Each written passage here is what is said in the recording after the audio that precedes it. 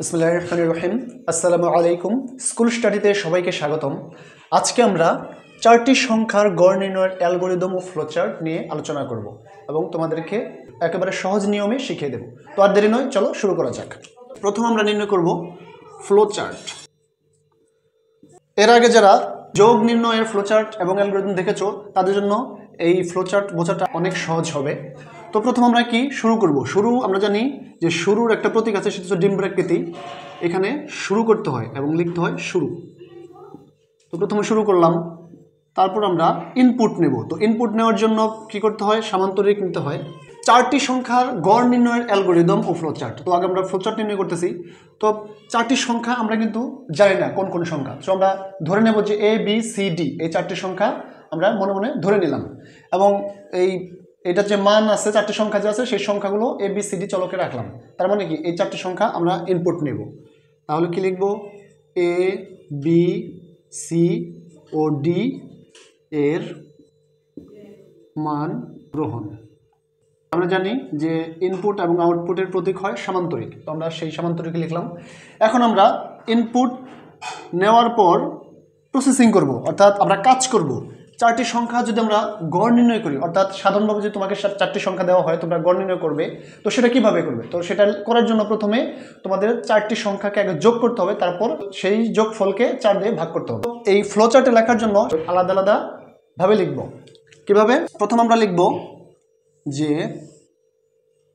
সাম, অর্থাৎ এই যোগফলটা আমরা সাম চলকে রাখবো।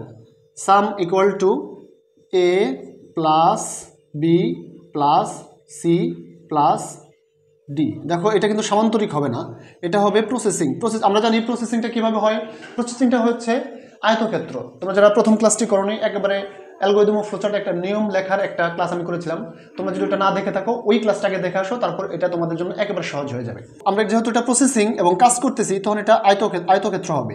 তাহলে sum equal to A plus B plus C plus D. তো এটা আমরা প্রথমে যোগফল নির্ণয় করলাম। এখন কি করব? এই সামকে আমরা 4 দিয়ে ভাগ করব। প্রসেসিং কিন্তু শেষ হয়নি, অর্থাৎ এটা একটা প্রসেসিং আরও একটা রয়েছে। তো সেটা করার জন্য আমরা কি লিখব? সেটা করার জন্য আমরা এইভাবে লেখা যাবে সাম ভাগ 4।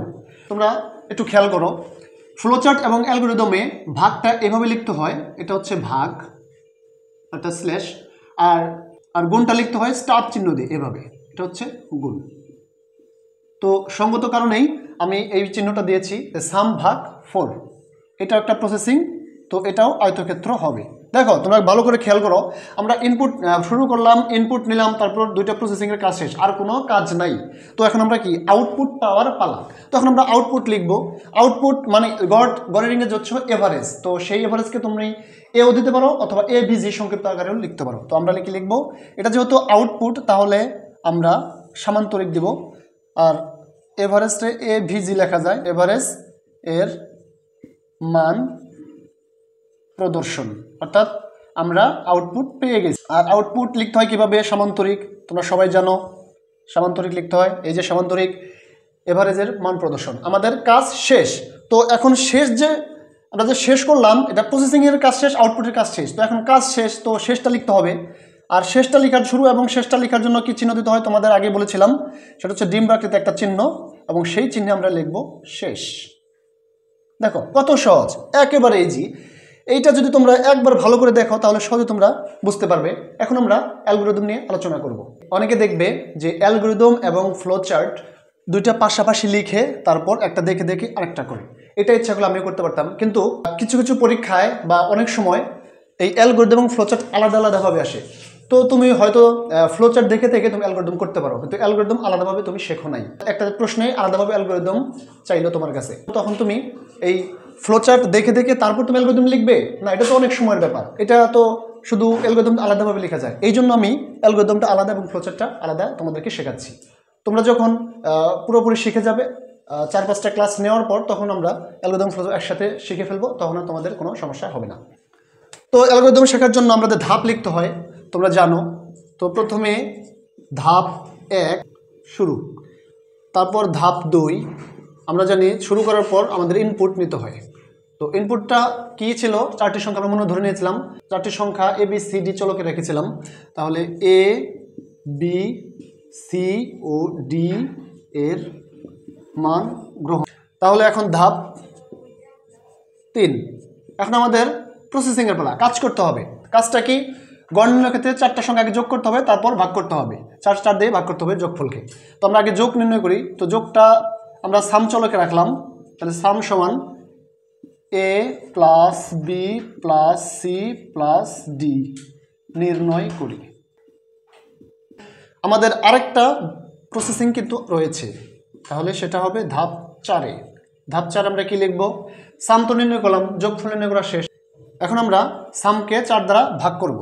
তাহলে সাম, এই যে ভাগ, অর্থাৎ অ্যালগরিদম এবং ফ্লোচার্টে এইভাবে ভাগ চিহ্নটা দিতে হয়, সাম ভাগ 4। ধাপ 4-এ আমরা প্রসেসিং করে ফেললাম, গড় নির্ণয়ের কাজ কিন্তু শেষ। এখন আমরা আউটপুট পাবো, তাই তো? এখন আমরা আউটপুট প্রদর্শন করব, স্ক্রিনে আউটপুট প্রদর্শন করব। তাহলে ধাপ 5 আমরা লিখব, এটার গড় ইংরেজি হচ্ছে এভারেজ। তাহলে এ ভি জি, এভারেজ, এটা সংক্ষিপ্ত রূপ, এভারেজের মান প্রদর্শন। তো এখন আমাদের মান প্রদর্শন হয়ে গেছে। এখন আমরা কি, আর তো কোনো কাজ বাকি নেই, এখন কি শেষ করব। তাহলে ধাপ 6 আমরা কি করব? শেষ করব, শেষ, অর্থাৎ আমাদের অ্যালগরিদম শেষ। 4টি সংখ্যা গড় নির্ণয়ের অ্যালগরিদম ও ফ্লো চার্ট খুব সহজে আমরা নির্ণয় করে ফেলেছি।